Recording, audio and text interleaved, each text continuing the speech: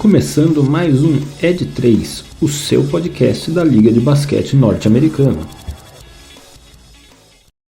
Sejam todos muito bem-vindos a mais um episódio do meu, do seu, do nosso podcast de NBA, o Ed 3. Estamos mais uma vez aqui, eu, Rafael Medeiros, com o Gabriel Spangaro e Michel Braga, para falarmos o que de melhor está acontecendo no atual momento desta tão maravilhosa Liga de Basquete Norte-Americana.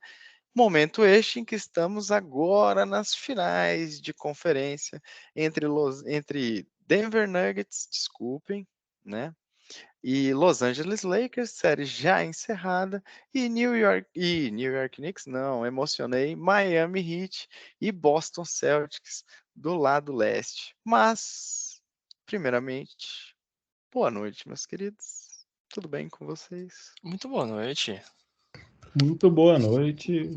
Colocou o Knicks na final de conferência. Coloquei, Ele tá amei emocionado por demais. causa do Carmelo.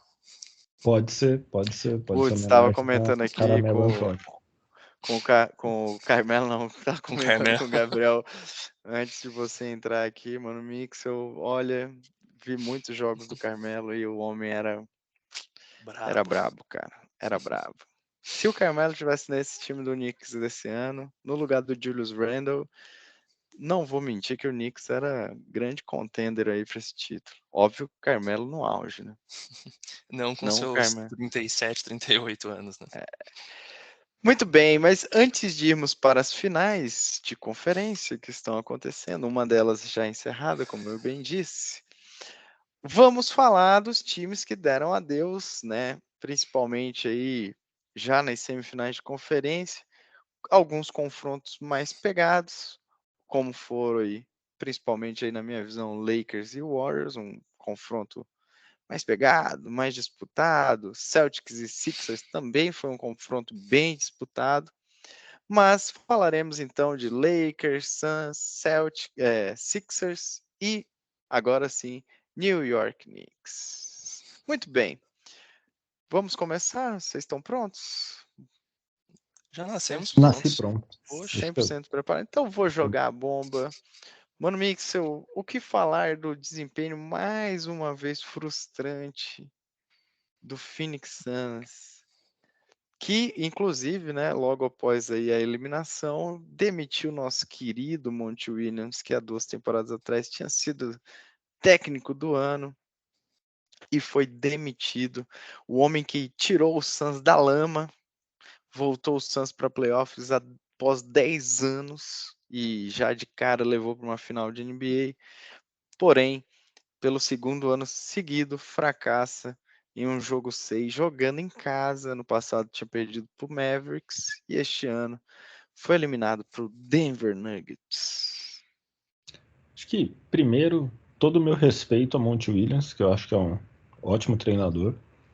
E não quero nem dizer que considero um erro o Suns demiti-lo, porque eu acho que alguns ciclos às vezes têm que acabar e talvez até por questões de gestão de vestiário, que eu acho que foram carregadas aí durante a temporada pelo Suns, a questão com o Ayton, dizem que eles não estavam muito bem. Tudo bem que entre o Monty Williams e o Ayton, eu ficava com o Monty Williams e trocava o Ayton. Mas, né? Eu consigo entender motivos aqui para que o Suns tenha tomado essa decisão. Agora, o ponto que eu queria destacar aqui, que eu acho que o Suns está percorrendo um caminho perigoso.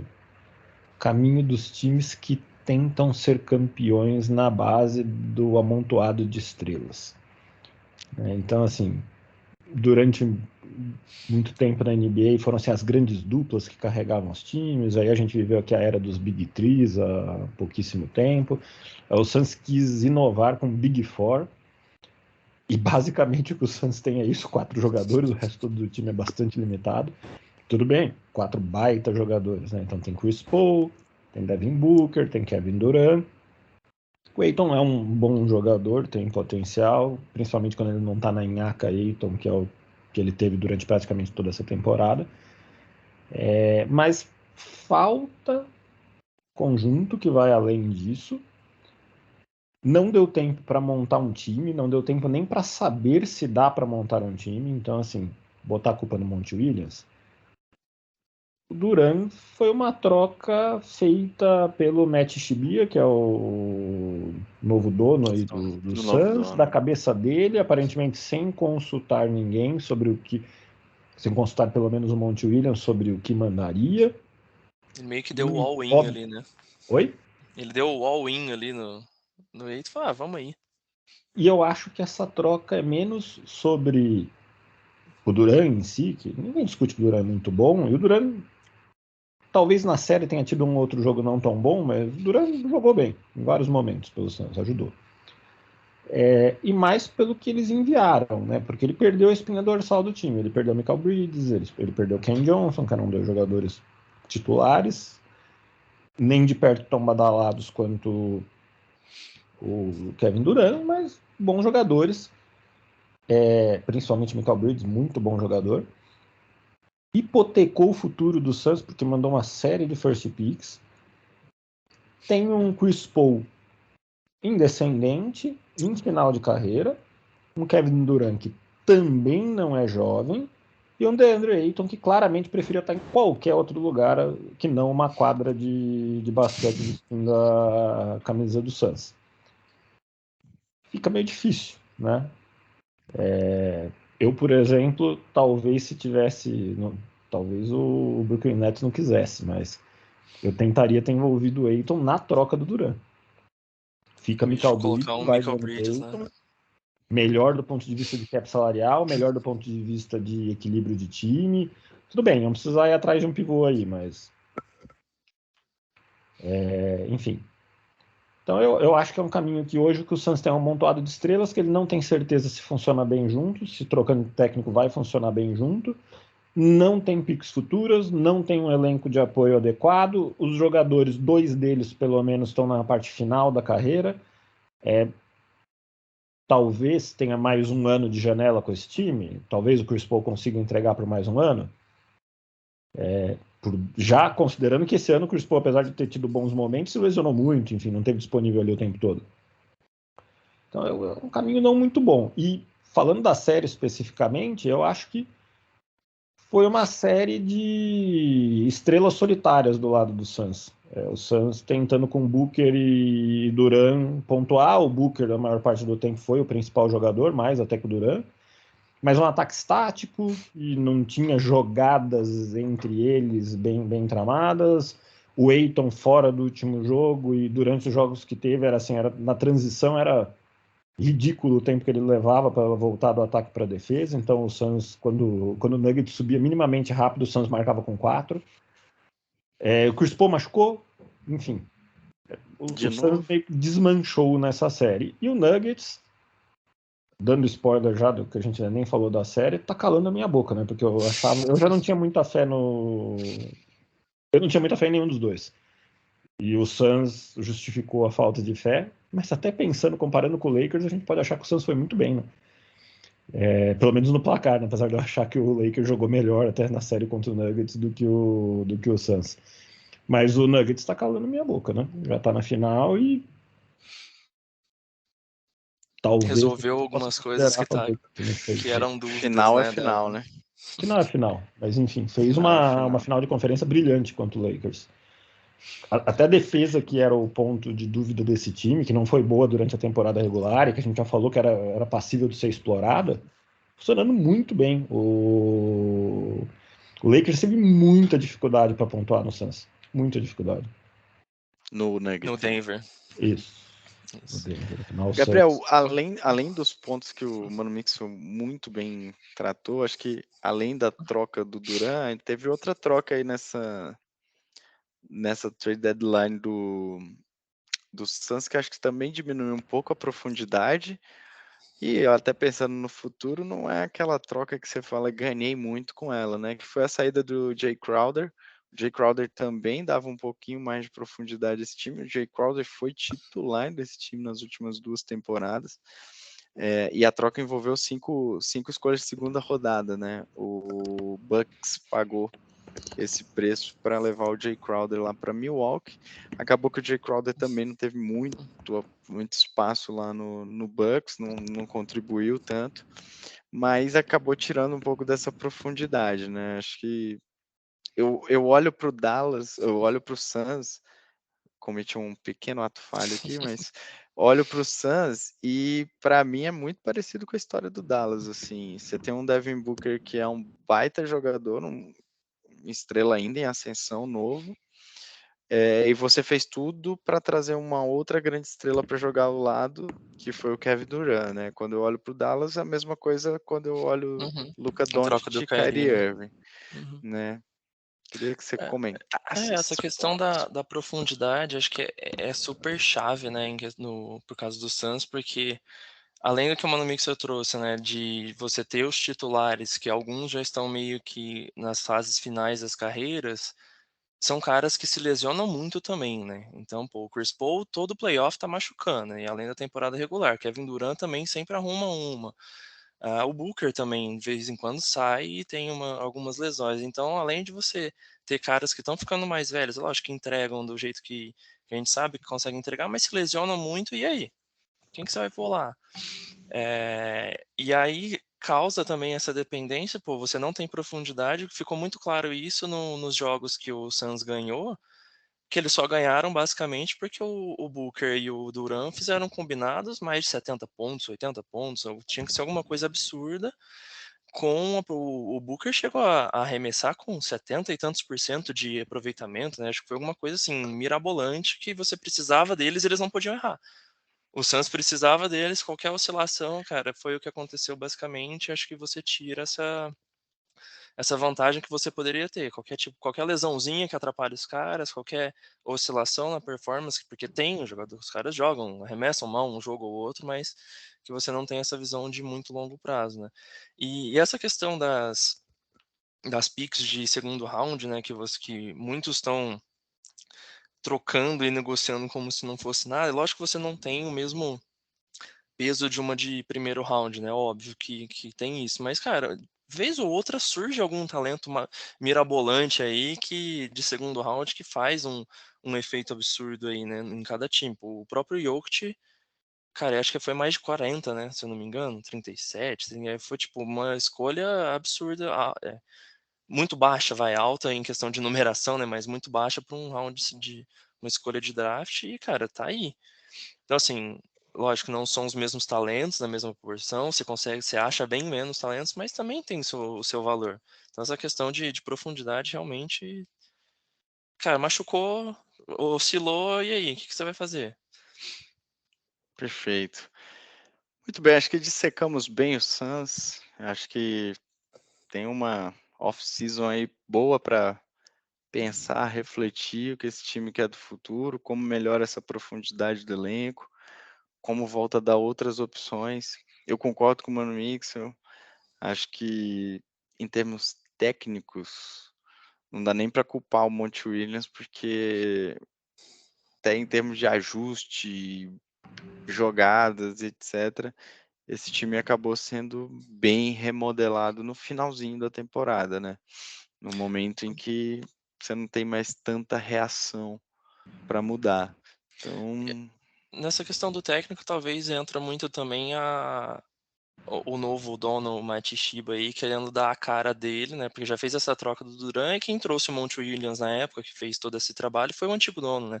sim, O Robert Sarver. Então tá Robert querendo Sara. mostrar E serviço. esse iluminado aí, novo dono do Suns, que eu não vou nem me arriscar a pronunciar aqui o nome.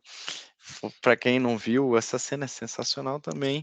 Vale a pena ver a cotovelada que o Jokic deu nele, para dar aquela soltada na muscula. Além da vitória do Denver, o Jokic também foi lá e deu uma leve cotovelada nesse dono do Suns.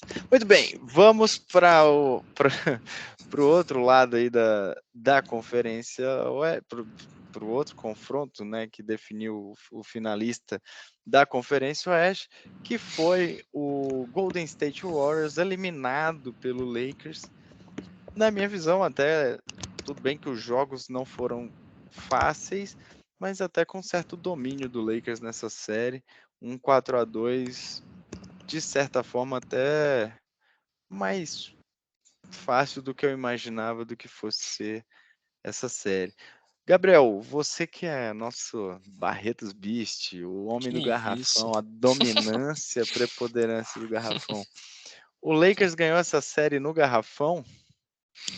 Cara, eu acho que fica bem claro que a chave dessa série ali foi o Anthony Davis fazendo uma, uma série espetacular aí, né? Ele foi um monstro nessa série. A gente vai comentar um pouco daqui a pouco que talvez ele não tenha sido jogado nesse mesmo nível nessa última partida aí na final de conferência contra o Denver, mas ele realmente foi muito importante ali. Você teve também, do lado do Warriors também, né, algumas oscilações. O Klay Thompson não estava indo muito bem, né? A briga do garrafão com o Looney, pô, foi muito mais tranquila. Vamos colocar um tranquilo ali entre aspas, porque nunca é simplesmente super fácil, não é qualquer pivô, né? O Looney não é um pivô do mesmo nível que o Anthony Davis, mas foi super importante aí pro Warriors na temporada passada e vem sendo esse ano. E alguns talentos, né, do Lakers que vieram sendo importantes, né. Perdão, na série contra o Warriors, eu acho que o Russell teve um pouco mais de protagonismo do que essa que teve agora. Você teve muito de Austin Reeves também, a defesa com o Vanderbilt sendo muito importante. E mais aquelas questões que a gente sempre trouxe depois do Lakers, que mudou completamente de time após o All-Star Game e a off-season, né? Acho que foi muito mérito do Lakers, ninguém esperava que eles passassem dos atuais campeões.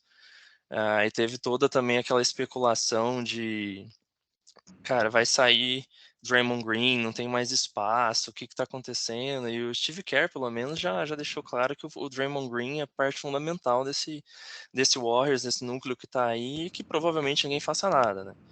Então, assim, eles têm uma mentalidade muito daquela que eles querem sempre estar competindo todos os anos, né? Eles querem sempre estar no topo ou nunca. Lógico que você nunca vai estar ganhando sempre, mas eles querem estar sempre brigando por alguma coisa. E aí eu acho que entra muito nessa transição que vai ter desse elenco mais experiente, porque eles também estão envelhecendo, a carreira vai acabando, e como que você encaixa e engaja os novos caras também, os novos talentos, para jogar num ritmo do Warriors, no estilo de jogo do Warriors, e continuar sendo competitivo, né? Mano, Mix, o futuro do Warriors, quando eu falo futuro, né, nem tanto de curto prazo, mas preocupa um pouco, dado que os jovens talentos como Wiseman, Kuminga, Muri, que foram jogadores em que esse time apostou, né, não deram a resposta. O James Wiseman até já foi trocado, foi lá para o Pistons, e o próprio Jordan Poole nessa temporada teve um playoff muito abaixo, apesar de na temporada regular ter contribuído bem, mas quando você pensa assim, acabou Stephen Curry, Draymond Green e Klay Thompson, né?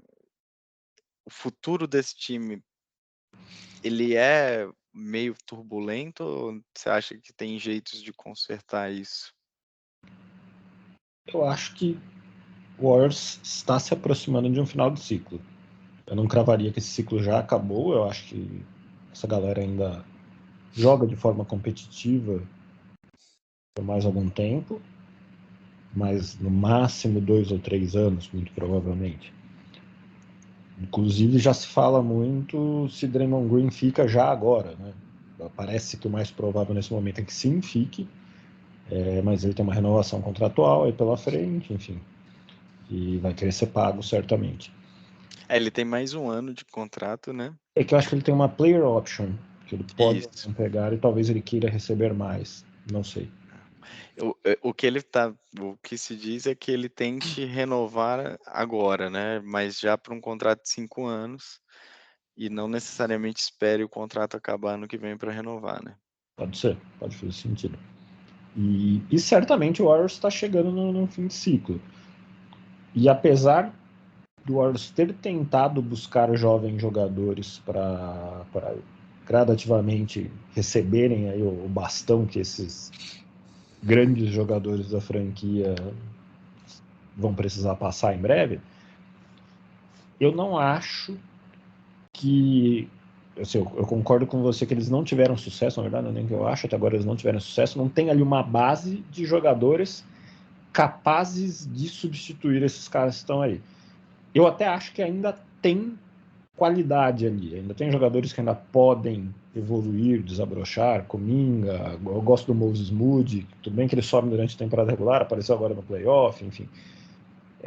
O Warriors, se eu não me engano, tem todas as suas picks, então no limite ele pode, se ele passar por tempos difíceis, talvez ele vai poder ter boas escolhas de draft para repor jogadores. Agora é fato que está chegando no final de ciclo e provavelmente os próximos anos não serão tão felizes para o Golden State Warriors como foram os últimos anos. Até porque seria difícil manter esse nível, né? Eu acho que tem um ponto, né, cara? Eu fico pensando pro futuro duas coisas. Vai ser muito difícil achar um outro Stephen Curry. Acho que Uhum. essa é a primeira coisa de todas. Óbvio, eu acho que o Curry ainda tem um tempo, salvo engano, o Curry tá com 34 anos, então ele ainda tem um tempo de liga. Mas tem um segundo ponto para mim, que é o estilo de jogo.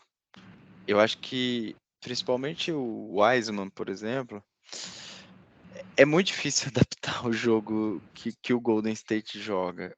E para mim tá cada vez mais claro que o Steve Kerr, ele quer que o time jogue dessa forma. É meio que como o Popovich faz no Spurs, né? Você não adequa o time às peças que tem, mas sim as peças que tem ao time, né? Ao jeito de jogar do time. E isso, para mim, eu acho que pode ser um grande problema, porque ele vai ter que selecionar cada vez mais jogadores muito parecidos com o que ele tem hoje, ou que consigam ter essa mentalidade de jogo, esse QI de jogo que ele tem hoje. É muito difícil achar um pivô como o Draymond Green, por exemplo, que saiba jogar nesse estilo de jogo, que tem a capacidade de leitura de jogo como um todo, ou até mesmo como o Looney, que é um cara que sabe reconhecer que ele está ali muitas vezes só para pegar rebote, né? Então acho que olhar para o futuro desse time, para mim, é olhar para essas duas coisas. Eu sei que tem essa mentalidade do Warriors de queremos ser uma dinastia que vai ficar o tempo inteiro brigando lá no topo, mas é complexo dado como o time está hoje e dado agora principalmente as restrições de cap salarial com as novas regras da NBA, em que vai ser muito difícil manter esses três jogadores sem abrir mão. A gente estava falando de profundidade do Suns, sem abrir mão de ter uma profundidade no elenco. Vai ser muito difícil para o Warriors ter um elenco mais profundo se ele mantiver, né, os seus três principais jogadores. A transição tem que ser muito bem feita, né, dessas eras aí. E nessa questão, Rafa, que você falou de você escolher os jogadores certos, né? No começo da temporada, o Warriors foi aquele desastre quando os titulares sentavam, né? Assim, bem no comecinho da temporada era Sim, é aquele verdade. caos que, pô, os novatos entravam, meu Deus, era um time que tava tancando, porque não dava pra fazer nada. E você via que não tinha. Os novatos, né, irem mal, não é só um problema na minha visão, nesse time de maturidade. Mas era um problema de encaixe mesmo, de jogo. Uhum. É difícil, cara. É muito difícil jogar Uhum. daquela forma. Não é qualquer jogador que se adapta àquilo. O James Então, Wiseman, ele foi pro Pistons e, pô, parece que tá se dando melhor do que tava no Warriors, né? É muita questão sim. de adaptabilidade, né? Não sei nem se existe essa palavra. Agora, acabamos de falar de um Warriors que, apesar de tudo, tem uma movimentação, um repertório, um ataque. E acho que eu concordo muito contigo, Gabriel. Acho que o sucesso do Lakers nessa série passou muito pela dominância do Anthony Davis no garrafão, nos rebotes, em aproveitar e meio que usar o veneno do Warriors contra ele mesmo, né? Que é fazer Uhum. o time adversário meio que focar ali no garrafão e abrir espaço, principalmente para bolas de três ou infiltrações mais livres de outros jogadores, né? Por outro lado, agora já mudando de conferência, temos um time que foi eliminado num 4-3, né, acirrado, teve a oportunidade de fechar a série em casa num 4-2, não o fez, deixou o Celtics empatar, e um time que, na minha visão, dos times perdeu muito na estática do seu jogo, né? Um jogo muito estático, muito centrado num jogador só, sem muito repertório e movimentação ofensiva, principalmente. Estou falando, na minha opinião, do Philadelphia 76ers, que também, né, acho que está com rumores, né, de que o Doc Rivers vai sair, né, do time. Temos rumores de que James Harden voltará Volta para pra casa. Houston. E aí, Gabs? O que falar desses Sixers que mais uma vez nadou, morreu na praia e morreu na praia com a faca e o queijo na mão para fechar a série em Filadélfia. Deixa eu Cara, só fazer uma fechar. cita aqui. Doc Vai Rivers lá. já foi Já demitido. saiu, né? Já saiu. Já foi, né? Eu falei É. besteira. Ele já foi. Acho que só não fizeram isso logo depois no vestiário, Só não porque ia fizeram no ficar muito caro. intervalo do terceiro jogo, porque não seria de bom tom. Não Do seria sexto tão jogo. educado, né? Mas eu acho que foi no dia seguinte, né, da eliminação. Ele saiu. Acho que tem toda essa história que parece ser uma maldição ali em cima do Doc Rivers, né? De deixar virar séries que estavam ganhas muito entre aspas, né? Mas tinham aberto ali pelo menos 3 vitórias e acabou tomando a virada. Cara, como que mudou o cenário do último episódio que a gente gravou, que eles tinham finalizado, se não me engano, era o jogo 5, e a gente falou, cara, o Celtics morreu. O que tá acontecendo? Não vai, agora o Sixers vai fechar em casa, o Embiidão tá indo, o Harden também, e, cara, não rolou.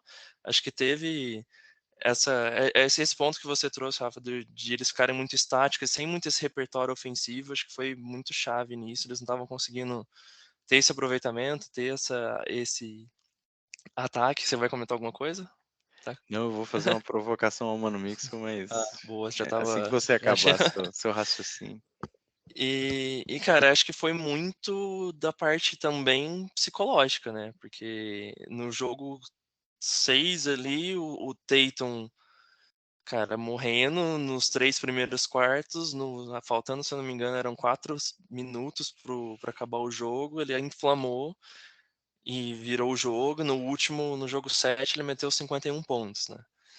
Então, assim, aí depois a gente comenta um pouco mais do Celtics, mas de vez em quando parece que o Celtics gosta de ser jogado contra a parede e falar, meu Deus, ferrou agora, ou é agora ou nunca. E às vezes eles entregam, né?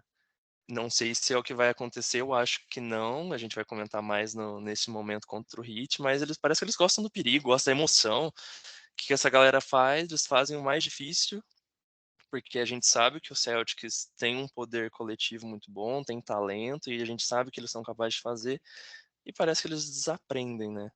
Mas os do. Vai lá. Não, termina, meu Não, filho. não, você tava. Eu achei que você ia comentar alguma coisa, mas acho que foi meio decepcionante também o do Sixers. E aí depois tem um comentário do Embiidão, né? Falando, cara, eu e o Harden não conseguimos ganhar sozinho, né? Claramente dando a cutucada nos outros jogadores. Aí teve um comentário também do Jimmy Butler, que aí depois, na hora que a gente for falar mais de Heat, a gente comenta um pouco mais. Mas foi um pouco decepcionante. Toda aquela questão, pô, o MVP não foi para as finais, o MVP tem temporada regular, lógico que são coisas, acho que foi merecido por tudo que ele fez, mas sempre tem essa crítica, né?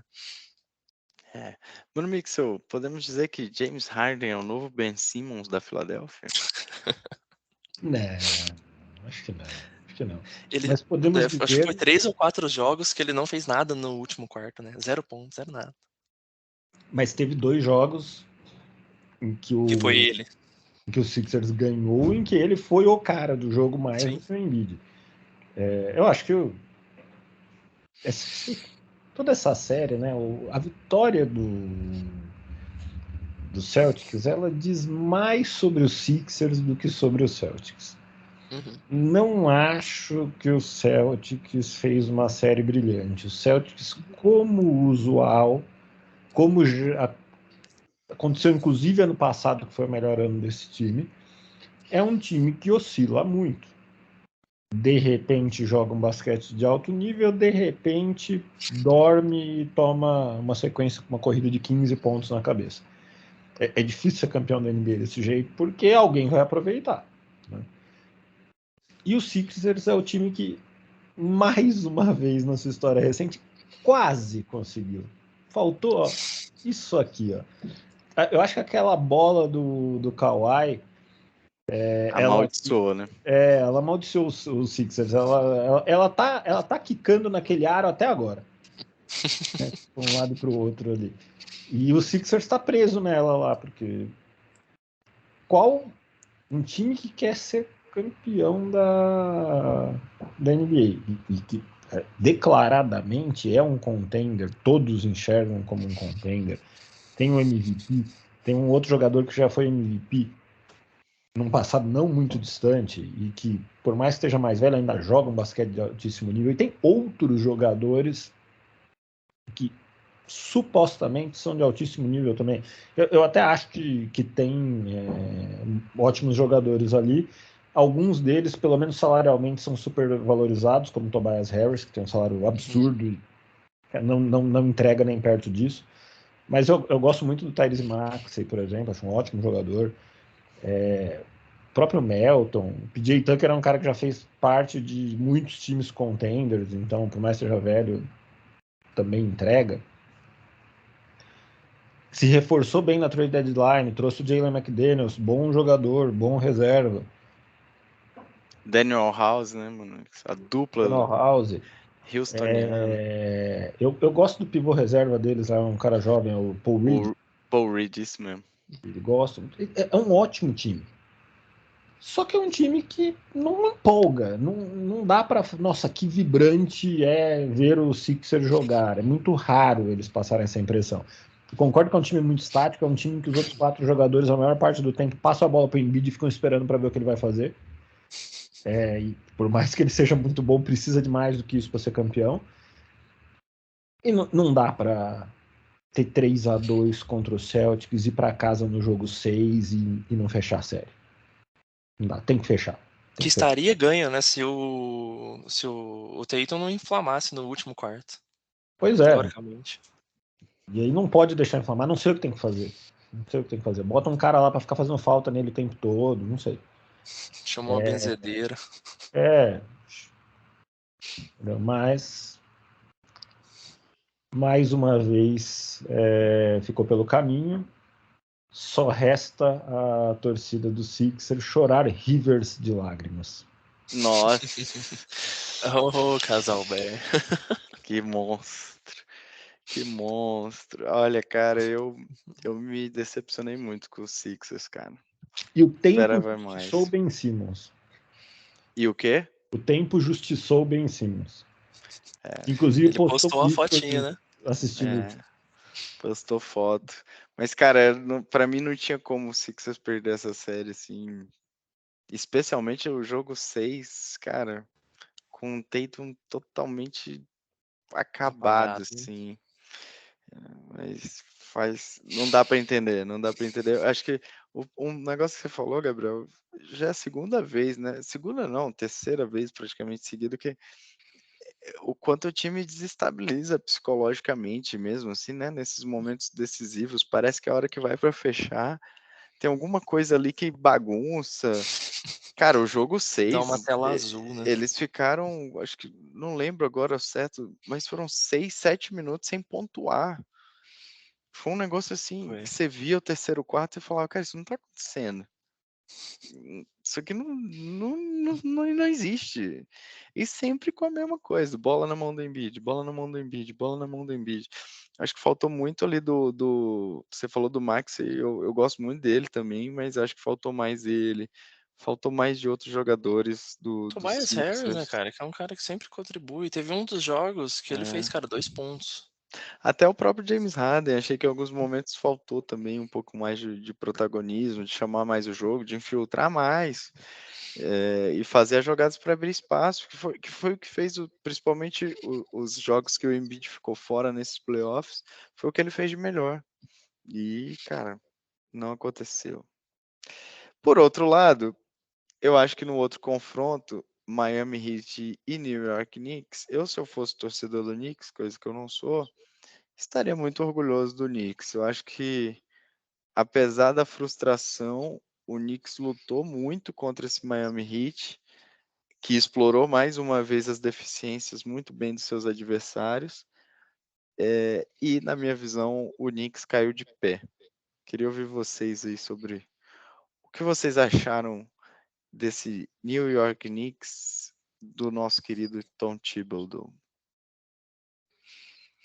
Cara, eu acho que o Knicks ele foi uma história bem bacana mesmo, porque eu lembro da gente fazendo os previews da temporada, a gente discutindo se colocava o Knicks em 11º, alguma coisa assim, porque não estava mostrando o que mostrou e que calou as críticas, né? Calou os críticos aí que eles trouxeram lá, teve a questão do Jalen Brunson, que é um cara absurdo aí que veio para o time, não dependendo apenas do Julius Randle, e você teve, a partir principalmente depois, né, da off-season, depois do All-Star, eles engrenaram ali defensivamente, trouxeram um cara que é a cara do Thibodeau, né, que é o Josh Hart, naquela questão de garra, de gana, pô, vamos fazer, mostra aquela vontade, e outros coadjuvantes ali também que começaram a se mostrar protagonistas também, começaram a contribuir. E, cara, chegaram muito mais longe que todo mundo estava esperando. Acho que foi realmente uma boa história. Acho que não pode simplesmente esquecer e falar, meu Deus, que péssima temporada. Não foi, acho que foi bem interessante. E é lógico que a gente vai falar mais pra frente sobre o Heat, né? O Heat, porra, é aquele time que vai tirar o pior de você. A gente já falou isso, a gente sempre comenta. E vai fazer você tá ali deitado na lama e vai estar chutando ainda até o final, né? Se eu não me engano, não lembro qual dos jogos, mas um dos jogos, o Heat, a bola de 3 do Heat não estava caindo de jeito nenhum. A do Knicks estava pior ainda. Então, assim, foi um caos para os dois lados. Aquele time que entra também muito a questão da cultura do Heat, toda essa questão de jogo que eles têm. Mas acho que a temporada do Knicks foi muito, muito bacana, assim, de se assistir e ver as expectativas e realidades, né? Foi bem, bem interessante. Mano Mixel, algum comentário sobre o time laranja, azul e branco de Nova York? Acho que depois de um tempinho fez uma temporada muito honrosa, né? E as últimas foram um pouquinho decepcionantes ali. Acho que, sobretudo, ser eliminado pelo Hawks na primeira rodada 2 anos atrás. Acho que essa foi talvez a mais dolorosa, vindo de uma campanha bem melhor. Acho que foi segundo e sétimo, né? Segundo e Não, sétimo? quarto e quinto também. Quarto e quinto, é verdade. Foi igual agora, só que o Knicks tinha mano de quadro. Perfeito. Aparentemente o Knicks gosta mais de jogar quando ele não tem um mano de quadro. Acho que o time se encontrou ao longo da temporada, né? Acho que o Thibodeau foi acertando o time, acertou a defesa, as peças que vieram encaixaram bem. Acho que o Hart foi uma ótima aquisição para esse time. E não precisa nem falar do tanto que o Dallas deve estar chorando sem o Jalen Brunson, né? Eles o tempo todo procurando uma coestrela para o Luka Doncic. Ela estava lá o tempo todo. Era só assinar, era só pagar o menino. Não, agora estão lá com o Kyrie Irving. Sabe, pelo Deus, o que sai daí. Então eu acho que a gente discutiu em alguns times, né, sobre o futuro deles. A gente falou principalmente do Golden State, do Suns. Eu acho que o futuro do Knicks é bom. Eu acho que esse time pode crescer mais. Tem jovens jogadores. Se continuar se movimentando bem, continuar com um trabalho consistente, acho que é um time que pode entregar mais nas próximas temporadas. É um time ascendente. E o time mostrou uma profundidade que a galera ninguém esperava que tinha, né? Que o pessoal começou a ter esse protagonismo depois que parece que o Thibodeau começou a deixar todo mundo jogar. Todo mundo entre aspas, mas tipo, colocando as peças-chave ali que estavam nos momentos mais críticos se destacando. Eu acho que o elenco do Knicks ainda falta chutadores de 3, assim. Especialmente nas posições 3 e 4 ali.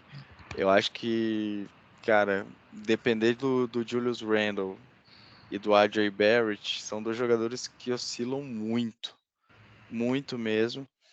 E, cara, acho que para mim ficou muito claro na série contra o Heat. Assim, o Heat, mais uma vez, uma defesa muito forte, que explora né, as dificuldades dos seus adversários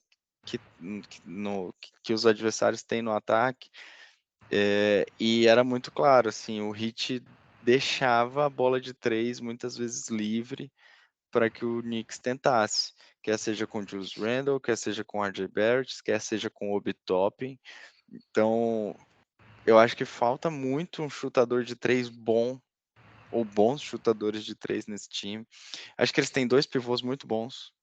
Gostei muito da temporada do Mitchell Robinson e do Hartenstein. Foram 2 jogadores muito bons e muito promissores. Cara, o Jalen Brunson, para mim, carregou o time muito tempo nas costas e foi muito bem. Acho que o Josh Hart, vocês já falaram, poxa, trouxe uma energia diferente, assim como, cara, o reserva, ou eles dois acabam dividindo muito a quadra, que é o Quentin Grimes, também é um bom jogador. Então, para mim, falta algum ala ou alguns alas que possam dar mais profundidade e opção de ataque, opção principalmente da bola de 3. O Knicks não tem a bola de 3, a não ser com o Jalen Brunson em alguns jogos, onde ele tenta, mas não é também, na minha visão, a grande especialidade dele, apesar dele ter um bom aproveitamento de 3. Mas falta isso, porque foi muito descarado o que o Knicks fez, tipo, vamos marcar numa zona que deixa a bola de 3 para os caras e os caras vão errar. E errou. Tinha uma estatística do Heat, não, perdão, do Knicks, que mostrava, né, que quando as bolas de 3 dele, eles tinham um aproveitamento, acho que de mais de 33%, eles ganhavam. E acho que essa questão é bem clara aí de, pô, coloca mais, vamos começar a aumentar isso, já te dá um poder ofensivo bem maior. Os jogos que eles ganharam do Heat foram jogos em que tanto o RJ Barrett quanto o Julius Randle foram bem, ofensivamente falando. Então, cara, só que não, não dá pra confiar, na minha visão, nesses 2 caras, porque, bicho, é muita oscilação, é muito mesmo. E a gente vai falar do Celtic já, mas é um cara que o Julius Randle é um cara que, assim como o Tatum e o Brown, força muito o jogo, procura arremessos muito forçados. Então, acho que tem muito trabalho aí, e vamos ver o que vai fazer, né? Tem muita especulação sobre uma possível saída do Thibodeau, sobre o que ele pode extrair ou não ainda desse elenco. Já são algumas temporadas na frente do comando do Knicks, e até o momento, né, não levando talvez o que o torcedor do Heat queria que fosse levado. Então, tem aí um trabalho bom para fazer de off-season. E eu acho que dá para trocar ou dá para achar boas opções de troca por Julius Randle e RJ Barrett ainda. Eu acho que se o Knicks for para o mercado e explorar um pouquinho o que ele pode receber em troca, podem vir coisas muito boas e que podem complementar bem um time que, na minha visão, tem boas peças, tem uma boa base, mas precisa resolver esse problema. Imagina o Kevin Durant nesse time aí. Ou o Kyrie, né? Ou o Donovan Mitchell, quase foi também. Quase foi pra lá. Muito bem. Eu acho que a gente tá ficando sem opção na NBA. Tá sempre sobrando esses mesmos caras, assim, que você vai. Outra pergunta, por que será que são sempre eles que sobram? Será que tem um motivo para isso? Muito bem, vamos falar de coisa boa? Vamos falar do que está acontecendo nas finais.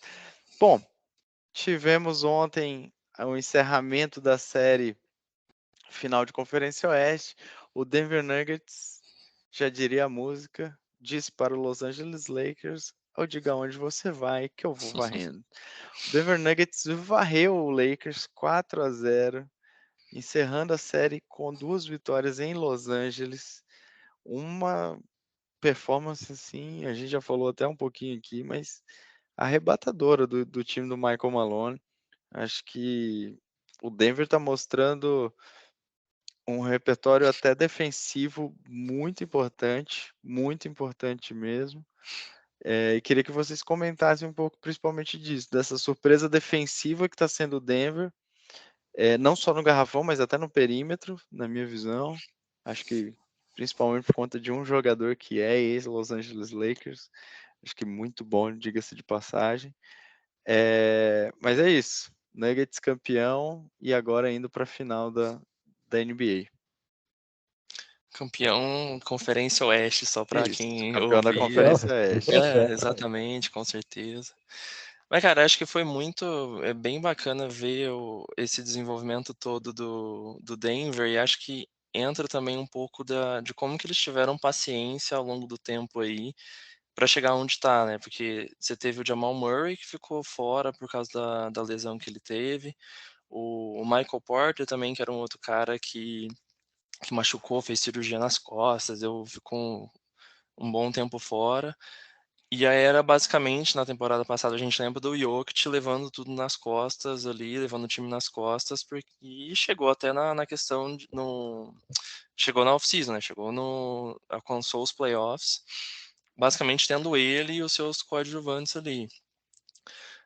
Acho que essa questão, pô, tiveram paciência, mantiveram o elenco ali, e é sempre com aquele sonho, né? Poxa, quando a gente voltar com Jamal Murray, Michael Porter, todo mundo saudável, a gente vai botar pra quebrar. E, pô, chegaram aí onde que eles conseguiram, né? A gente teve nessa série aí um Jokic absurdo. Ele tá fazendo uma pós-temporada, já meteu 8 triplos duplos, né? Em uma única pós-temporada, passou o Will Chamberlain nessa questão. Então, assim, um monstro que é o Jokic. O Jamal Murray tendo um protagonismo muito grande. Ele é o que teve 4 jogos, como é que é? Me ajuda a lembrar a estatística aí. 4 vezes no quarto quarto, mais de 20 pontos, Mais de 20 então pontos mais em de 20 quarto pontos. quarto de playoff. Então é Por 4 4 vezes vezes. seguidas. Acho que de quem tá em atividade, a galera teve 1, se eu não me engano. Então um cara extremamente decisivo. O Aaron Gordon tá fazendo uma defesa assim absurda. Ele já estava mostrando isso, marcando o Kevin Durant lá na questão do Suns, e agora foi um cara extremamente decisivo nessa parte defensiva. Talvez não estava contribuindo super ofensivo ali, mas, cara, o que ele estava fazendo na defesa era absurdo. Ele que marcou o LeBron nessa última posse de bola que poderia dar ali o empate pro Lakers ontem. Cara, o KCP metendo bola quando precisava ali em reações do Lakers e também na questão defensiva principalmente. Pô, teve um elenco muito bacana que se mostrou, e aí entra de novo, bem treinado acho que também. O Michael Malone tem um papel de responsabilidade muito importante aí. E, cara, pô, chegaram pela primeira vez no final de conferência, no final de NBA, perdão. Cara, acho que foi uma história bem bacana sendo contada. Puxa, desde lá da bolha até agora. Pô, muito feliz por eles estarem até aí. Calou a boca de muita gente. Boa. Calou a boca de muita gente, de fato. Eu entendi a indireta, Gabriel Spanger. Eu nunca falei de você, cara, pelo amor de Deus. Mas eu, Você previu no ano passado o Golden State campeão, cara. Que é eu não isso? previ o Golden State campeão, não. Como que a gente vai De discutir de alguma previsão feita por Michel Braga? Jamais. Eu, há 2 semanas atrás, falei que esse time do Denver não ia em lugar nenhum. Mais ou menos. Aparentemente chama lugar nenhum, agora a final da NBA chama lugar nenhum. Acho que Denver está fazendo uma temporada agora, e quando a gente fala de temporada agora, a gente não fala mais só da temporada regular, porque a maior parte da caminhada dos playoffs já ficou para trás, né, 75% dela. Independente do resultado da final, Denver já fez uma temporada brilhante. Acho que esse time ele vem consistentemente melhorando. É um time que trabalha duro, é um time dedicado, é um time que tem intensidade. E parte de eu achar que eles não iam em lugar nenhum é porque, apesar de tudo isso, eles sempre tiveram uma certa dificuldade defensiva, especialmente bem explorada nos playoffs. Dificuldade defensiva essa que, teoricamente, a maior diferença dos anos anteriores para esse, que é a adição do Michael Porter Jr. e do Jamal Murray, não deveria resolver. Os grandes defensores desse time são o Gordon e o KCP. Mas, na final contra o Lakers, funcionou assim, bem demais a defesa desse time. Sufocando o Lakers em vários momentos. O Anthony Davis não conseguiu ser dominante no garrafão como tinha conseguido contra o Golden State. E como tinha conseguido também contra o Grizzlies. Tudo bem que eu acho que nos 2 confrontos anteriores ele tinha conseguido ser dominante, sem ter um pivô que de fato tivesse condições de bater de frente com ele. O Grizzlies estava sem os principais jogadores ali da posição, sem Steven Adams, sem o Brandon Clark. E o Golden State, o Kevin Looney não é um pivô do calibre de Anthony Davis, e o Draymond Green não é bem um pivô, é um pivô diferente. Ele joga muitas vezes na 5, mas sendo um pivô mais baixo, enfim. Até foi o cara que teve mais sucesso tentando marcar o Anthony Davis, como faz sentido. Né? Mas na série contra o Nuggets, o Anthony Davis não conseguiu se criar no garrafão. E mesmo o perímetro também bem marcado, os chutadores do Lakers não conseguiram ter um bom aproveitamento. Um cara que eu gosto muito nesse time do Lakers é o Austin Reeves, mas aí para um não draftado que esse cara está entregando é um absurdo. E, enfim, acho que vai ainda ajudar muito o Lakers. Mas, por exemplo, o DeAngelo Russell não conseguiu jogar, inclusive no último jogo foi reserva, foi bancário. Então, assim, esse time, desculpa Nuggets, desculpa Michael Malone, desculpa Jokic, vocês são foda. E vamos ver agora até onde essa história vai, se ela termina na final ou se ela termina com eles campeões. Um número interessante, o Denver foi a 15ª pior defesa. Foi a defesa do meio da NBA durante a temporada regular, com quase 114 pontos que ele cedia, né, para o adversário a cada 100 posses de bola. Ou seja, ele toma 114 pontos a cada 100 posses de bolas. Quando você pega o número em playoff, e aí esquecendo até um pouco a colocação, porque eu acho que isso não importa tanto, porque agora são menos times, o Denver quase que recupera 2 pontos a cada 100 posses de bola. Isso é bastante coisa quando a gente fala a cada 100 posses. Eles chegam a 111 pontos, quase 112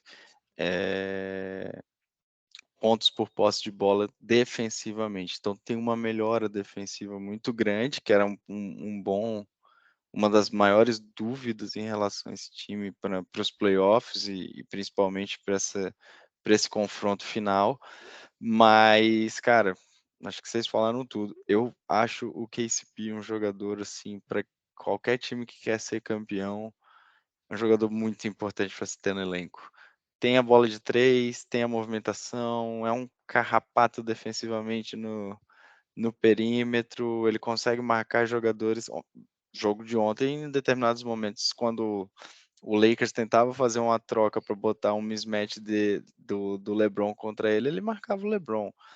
O LeBron tirou vantagem em algumas jogadas? Tirou, mas não com todo o abismo que poderia existir entre o jogador do tamanho e porte físico do LeBron versus o tamanho e porte físico do KCP. Eu acho que o Lakers, cara, assim, eu tava comentando isso com o Gabriel antes, eu senti um time mais cansado. Cara, Acho que vale a lembrar idade pesou um que pouco, né? vale lembrar que o Anthony Davis, durante muitos momentos na série contra o Warriors, marcou o Stephen Curry. Né? E assim, numa intensidade, num ritmo, e a gente falou, né, na série contra o Warriors, ele foi super decisivo dentro do garrafão também. Então foi um jogador que se doou muito defensivamente, se doou muito ofensivamente. Eu achei que ele estava cansado, achei que o Vanderbilt estava cansado, e achei que as armas que o Lakers usou, principalmente contra o Warriors, não funcionaram. O Nuggets soube dominar muito bem o garrafão, fechava muito bem o garrafão contra o Lakers, criava ajudas, né, defensivamente falando. Isso dava muito trabalho para o Lakers, visto que a bola de 3 do Lakers nessa série também não foi algo que se mostrou muito efetivo. Então, todo o mérito do Nuggets, acho que o Michael Malone também soube, com as suas declarações, motivar muito bem o time. E, cara, que jogador é o Jamal Murray em playoffs? É absurdo, é absurdo. Ele ativa o modo playoff tipo o Jimmy Butler, né, cara? É absurdo. O que esse cara faz em playoffs, parece que ele gosta de jogo decisivo, ele gosta do desafio, ele gosta do momento quente. Assim, que ele fez, o que ele vem fazendo nos playoffs inteiros é absurdo. Fora o Jokic, que para mim deveria ter sido o MVP pelo terceiro ano consecutivo. Ô, Rafa, só uma questão. Você comentou aí que a defesa do Denver deixou 2 pontos a menos, né? Ele, Uhum. né, nessa questão agora nos playoffs, né? Cara, lógico que isso não é exatamente sempre assim, né? Mas, cara, ontem o jogo foi diferente. A diferença do jogo foi em 2 pontos, né, cara? 2 pontos. Então, assim, 2 pontos pode parecer pouco, 2 pontos, uma cesta ali, mas ainda mais em momentos de playoffs que cada cesta conta, cara. Acho que isso mostra como que mudou e como que eles estavam bem engajados. E aí, só com um último comentário sobre o Lakers, a gente tá falando muito sobre as varridas, né? Eu acho que a varrida do Lakers, ela é bem diferente se caso aconteça uma varrida no Celtics, que tá tendo um jogo aí que um possível 4-3 também, né? Acho que foi bem mérito aí, eles caíram, igual a gente falou do Knicks que caíram de pé, acho que caem também. Lógico, tem toda uma questão, o LeBron já dando declarações de, pô, não sei como é que vai ser ano que vem, não sei como é se foi no calor do momento, ou se ele realmente sentiu o cansaço, que ele também é um dos caras que estavam cansados, né? Mas acho que foi bem. Caíram com uma dignidade aí. Só pra vocês terem uma ideia de comparação, o Nuggets defensivamente nos playoffs é melhor que o Sixers, é melhor que o Celtics, é melhor que o Suns e, pasmem, foi melhor que o Bucks. Então, é uma bela evolução defensiva, acho que pro Nuggets nesse aspecto. E por fim, chegamos à última série, que está também praticamente aí nos seus finalmente. Boston Celtics, Miami Heat. Miami abriu 3-0 no jogo 3 em Boston. Em Miami, o jogo 3. O Miami abriu 2-0 nos 2 primeiros jogos em Boston. No terceiro jogo em Miami, confirmou seu mando de quadra e pode encerrar a série no jogo 4, também gerando uma varrida em um Celtics extremamente apático, em um Heat extremamente energizado e tirando o que há de pior desse time do Celtics, né? Acho que só antes de comentar sobre os times, eu estava vendo aqui, estava passando uma estatística, né, que times que estavam perdendo de 0-3 não viraram a série e aconteceu isso 149 vezes, né? 150 se a gente considerando ontem o que saiu do Lakers e Denver.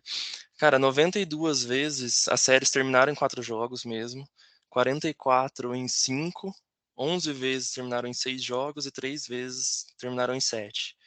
Assim, a gente tem um Boston aí com jogadores falando, não deixa a gente ganhar nesse jogo 4 não, porque vamos virar, Quem colocando sabe não pilha. termina 4-1. E tipo, tá assim, fala, cara, porra, olha o tanto de vezes que já aconteceu. A estatística mostra que é muito difícil disso acontecer. E eu acho que mostra também, Rafa, o que você comentou do Boston estar extremamente apático, né? No final do jogo 3, a entrevista que o Jaylen Brown deu pós-jogo parecia, cara, meu Deus, o que tá acontecendo? Tá todo mundo desmoronando ali dentro. Todo mundo bem cabisbaixo, acho que a expressão corporal da galera já tá mostrando isso também. O Teve próprio Mazzulla falando que perdeu o Perdeu o vestiário, que não sabe vestiário, mais acho o que que fazer. passa um pouco também, acho que essa questão do Mazzulla por ser um cara inexperiente, né, o Boston perdeu, né, no começo o Ime Udoka, perdeu o principal assistente técnico deles, que seria a primeira opção, me ajuda a lembrar o cara que foi para o Utah, o Will Hardy? Esqueci o É, nome. isso mesmo. Will Hardy, que seria a primeira opção, então, tipo, ele meio que caiu ali como um interino por um tempo, depois ele virou o principal, acho que isso conta também a questão técnica. E aí, só comparando técnicos, você tem do outro lado o Spoelstra, aí você mostra, tipo, em patamares diferentes como que estão a questão técnica dos dois times, né? Mas Boston, a gente já falou um pouco aqui, oscila muito, e o que o Heat está conseguindo fazer com que eles façam pior ali, né, que é basicamente, cara, faz um mano a mano, o Tatum e o Brown querendo resolver tudo sozinhos, com arremessos que são eles conseguem fazer? Conseguem, ok, mas é um baixo aproveitamento, arremessos super contestados, que, cara, não é o Boston que a gente sabe que eles conseguem ser, né? Eles sabem, pô, conseguem rodar a bola, conseguem ter uma estrutura tática coletiva ali que é muito importante, que parece que eles esquecem de como joga. No primeiro jogo, o Smart deu uma declaração falando, cara, a gente tá falhando nos pequenos detalhes, né? E aí o comentário do Isaiah Thomas, né, quando eles fazem lá os comentários, acho que se não me engano, na TNT, né? Eles comentam, falam, cara, os pequenos detalhes ali, é um turnover, é um passe a mais que você faz, cuida da bola, rotação defensiva. Na temporada passada, o Boston foi uma das principais defesas. Parece que a defesa do Boston tá assistindo o Heat jogar. Então, assim, acho que são várias dessas questões que estão passando aí que, cara, tem que vir um 4-0 aí para dar uma chacoalhada nesse Boston aí, eles tomarem rumo na vida, porque parece que eles desligam. Tem uns erros aí, eles dão uma desligada que fala, gente, e aí? Tem talento? Eu acho que o Boston é um. Travou, menino. Tem uns problemas técnicos com o Gabriel Spanger. Tem Mas talento, mano, amigos. Boston, tem talento no time do Boston. Tem talento, tem uma nhaquinha também de vez em quando, né? O basquete ele é um jogo de detalhes. Porque pequenos ajustes e pequenas mudanças em que você acaba concedendo ou negando pontos ao adversário vão se acumulando ao longo de uma partida ou mais ainda de uma série de 7 jogos. E o Boston se desajustou, vem se desajustando principalmente defensivamente nessa parte final. Não tem conseguido achar o hit, não tem conseguido parar o Jimmy Butler. Tá muito complicado no perímetro. O Miami tem ganho os jogos arremessando menos, porém com aproveitamentos melhores e com muitas bolas de três. Muitas bolas de três. Mas o arremessando menos é arremessando mais de 20 bolas a menos num jogo. É nesse nível. É absurdo você pensar que você arremessa 20 vezes mais que o teu adversário, ou quase isso, e perde o jogo. É porque, de fato, você não está conseguindo minar a eficiência do adversário e que a sua eficiência está sendo muito ruim. Então, o Heat tem deixado o Boston arremessar? Tem, mas tem cedido arremessos ruins para o Boston. O Boston não tem selecionado bem seus arremessos também, em vários momentos. Smart, o próprio Brogdon no último jogo entrou muito mal, que é um cara que é muito bom jogador, na minha opinião, mas entrou muito mal. Smart vem arremessando mal. Em determinados momentos, Tatum e Brown também têm deixado a desejar, enfim. Por outro lado, o Miami pode não pegar tantos rebotes assim ofensivos para ter segundas chances e tudo mais, mas o Miami arremessa do perímetro muito bem. Gabe Vincent está arremessando muito bem, Duncan Robinson, de onde surgiu o Duncan Robinson, ou melhor, Ressurgiu, né? É um cara que a gente estava considerando durante a maior parte da temporada morto, questionado se ele ia jogar basquete de novo, assim, não, queria jogar basquete de novo é óbvio, mas em alto nível, como titular de uma equipe, ou como pelo menos uma participação efetiva da rotação de um time. Cara, tá sendo uma das molas propulsoras desse time chegar numa final de conferência e tá, né, a um passo de chegar na final da NBA. E a gente poderia falar outros jogadores aqui, Kyle Lowry tá jogando bem, e O óbvio, próprio Kevin Love, né, cara? o próprio Kevin Love, e óbvio, estamos todos seduzidos por Jimmy the Bucket, esse monstro, essa simpatia, esse cara que só faltou fazer com o Grant Williams no jogo 3, coisas que eu não poderia falar aqui agora, porque o horário não. O horário até talvez permita, mas como vai aqui para o ar, fica registrado, não vai ser bom para minha imagem, talvez crianças nos ouçam um dia. Mas é brincadeira, uma palavra melhor, que esse cara tá fazendo na série como um todo. E vou precisar fazer o parênteses do Grant Williams, já que eu entrei aqui, né? Porque caras como o Grant Williams, como Dillon Brooks, né? Porque eles sempre escolhem a fera que tem do outro lado para provocar. O pior, entre aspas, cara do outro time pra fazer isso. Provocar o LeBron James, o Jimmy Butler. O Grant Williams, ano passado, provocou o Curry.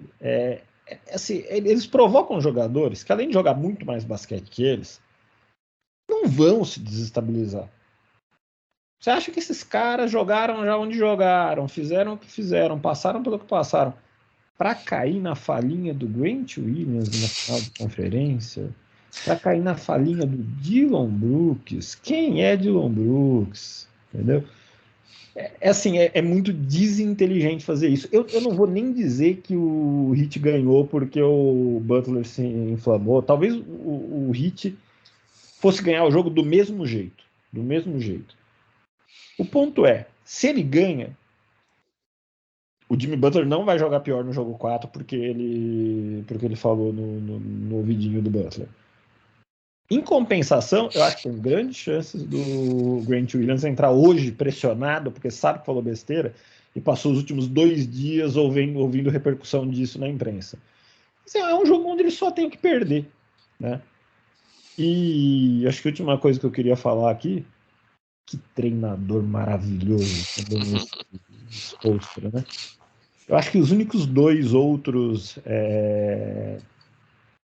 treinadores que têm, não é qualidade, porque qualidade é relativa e eu acho também que os treinadores estão em momentos diferentes, né? Não dá para exigir de treinadores muito mais jovens e com menos trajetória, que eles já têm a mesma biografia esportiva construída do Spoelstra. Mas os únicos treinadores que eu coloco hoje já num nível que pode ser comparável ao do Spoelstra na NBA, hoje em atividade, Greg Popovich e Kerr. Não acho que tem outro hoje em atividade que tem a história que o Spoelstra já construiu, o histórico de sucesso, de trabalho consistente, com poucas oscilações ano após ano ser competitivo. Eu acho que só esses 2. E é um cara espetacular, porque ele tira desse time, né, a cultura Heat, né, que o pessoal fala muito. Tem uma cultura, tem um jeito de jogar, e quando você tem um jeito de jogar, eu sou muito partidário de treinador de esportes coletivos, quando ele chega num time, ele entender as peças que ele tem e fazer um jeito de jogar que tira o melhor de cada um. Porque é o jeito, muitas aspas, mais fácil. Muitas aspas no fácil. Porque o jeito contrário, que é você criar uma filosofia, criar um plano de jogo muito particular e sólido, ele pode ser maravilhoso, mas ele tem que ser construído ao longo de muitos anos e ele tem que ser construído com uma seleção meticulosa e de muito sucesso dos jogadores que vão fazer parte desse projeto. E o Golden State fez isso com sucesso e o Heat também faz isso com muito sucesso. Os times, os jogadores vão sendo moldados e entrando no estilo de jogo e se adaptando por anos e anos fazendo a mesma coisa até atingir um nível de perfeição que faz com que eles joguem mais do que eles poderiam numa situação normal. Eu só acho que assim, ao contrário do Golden State, pra mim, na verdade ao contrário do Kerr, o Spoelstra tem mais repertório ainda. Acho que talvez. Ele consegue, assim, cara, ter saídas e alguns ajustes. Cara, o Jimmy Butler nesses playoffs já jogou de ala, já jogou de armador, já jogou de pivô. O Heat já marcou zona, o Heat já marcou o famoso box out lá que o Sacramento Kings fez em alguns momentos contra o Warriors. O Heat já marcou individual, já marcou meia quadra pressão.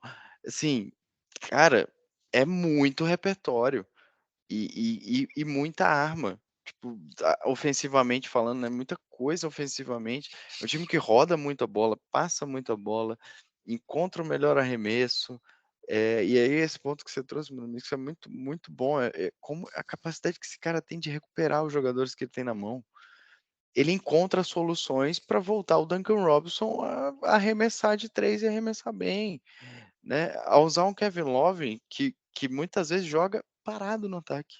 O Kevin Love fica estático, esperando uma bola, mas o Heat consegue rodar tanto e envolver tanto o adversário que chega. O Kevin Love que era fundo de banco lá no Cavs essa temporada, né? Era a terceira opção do Kevin. Então, assim, Cara, é muito, muito impactante. Acho que pra mim é disparadamente o melhor treinador que a gente tem na NBA hoje. De longe, de longe, de longe, de longe. Não é a primeira vez que eu falo isso. Pra mim é muito. O trabalho do Spoelstra é muito, muito forte, cara. É muito forte, assim. E só pra encerrar, a gente falou a temporada inteira que essa temporada era a temporada dos ataques, né? Sabe quais são os 2 melhores ataques dos playoffs? Seriam, por acaso, Miami Heat e Denver E Nuggets? Denver, né? Não nessa ordem. Denver Nuggets e Miami Heat. E, incrivelmente, o Nuggets tem quase 120 pontos por posse de bola. O Kings foi o melhor ataque da temporada Por regular e o 100 melhor. posses de bola, né? Espera aí. É, o Kings foi o melhor ataque da temporada regular e o melhor ataque da história da temporada regular da NBA com 118 pontos por posse de bola. E os caras Ou conseguem seja, entrar. estaria acima ainda, né? O Nuggets está acima, o Heat está um pouco abaixo, o Heat tem 117 e uns quebrados aqui. Os caras são os 2 melhores ataques, não à toa vão para a final. Ano passado a gente teve as 4 melhores defesas decidindo as finais de conferência. Esse ano a gente tem, muito provavelmente, os 2 melhores ataques dos playoffs. E o Nuggets foi um dos melhores ataques da temporada regular, até puxar aqui. Mas, cara, mais uma vez, assim, reforçando o quanto os ataques foram mais preponderantes. O Nuggets foi o 5º melhor ataque da temporada regular. E o Heat, que não fez uma boa temporada regular.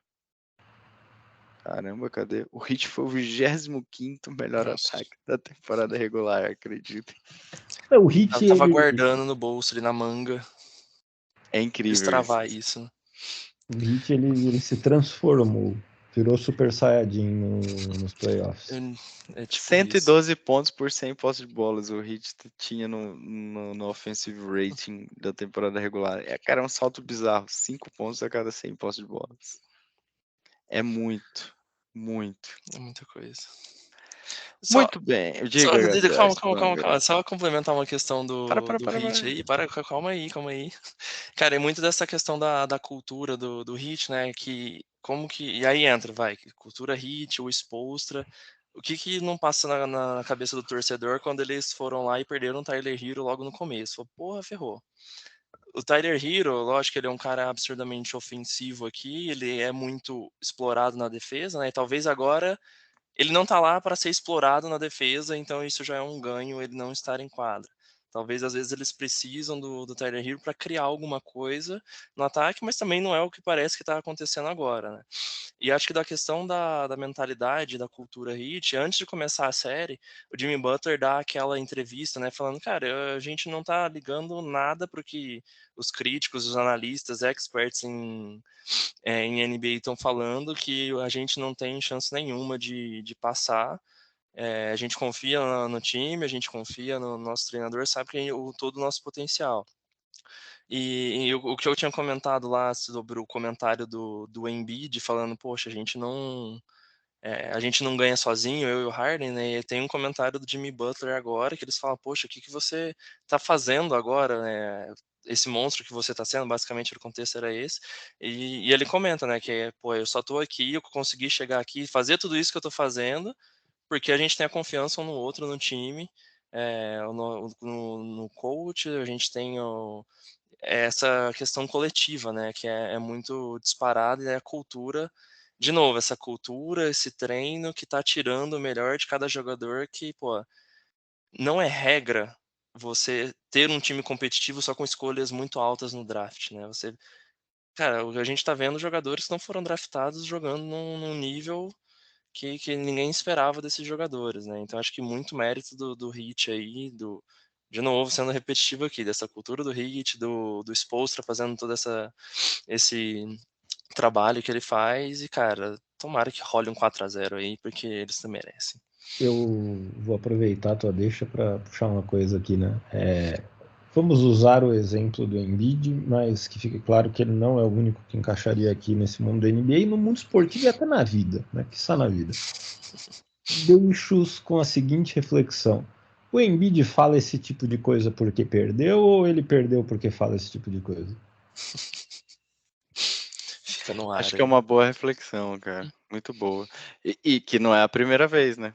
Não, Falou do, primeira vez. falou do Ben Simmons. A Concordo, culpa sempre é de outros. concordo. Sempre a ponta dedo, né? Sempre aponta dedo. E, cara, assim, né? O Gabriel falando, eu acho super justo os dois, o Heat se encaminhando para final. Eu acho super justo os dois, assim, são os dois melhores basquetes coletivos que a gente teve nesses playoffs. Cara, muito superiores, sim, muito mesmo. Coletivamente, cara. Já dizia o Isaiah Thomas lá atrás, no Detroit, né, na década de 90, que o segredo do basquete é esse basquete coletivo, né? E o Nuggets, né?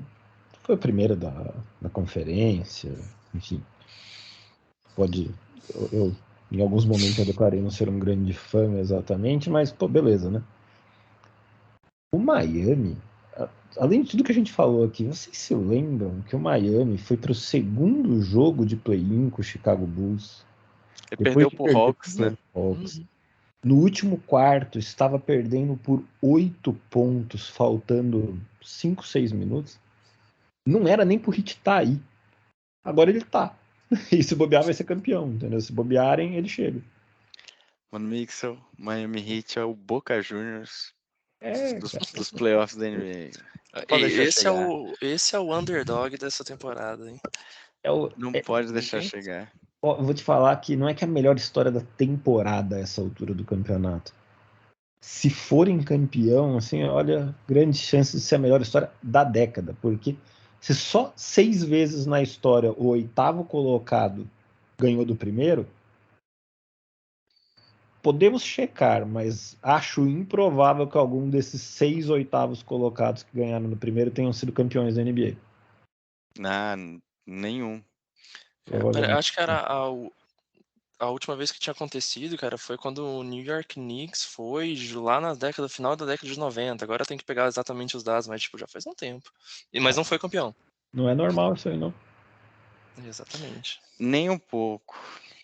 Meus amigos, algum destaque final ou encerrando? Filminho novo no Prime Video, Air, Muito sobre bom. a criação do tênis inspirado ou que levou, né, a marca ali.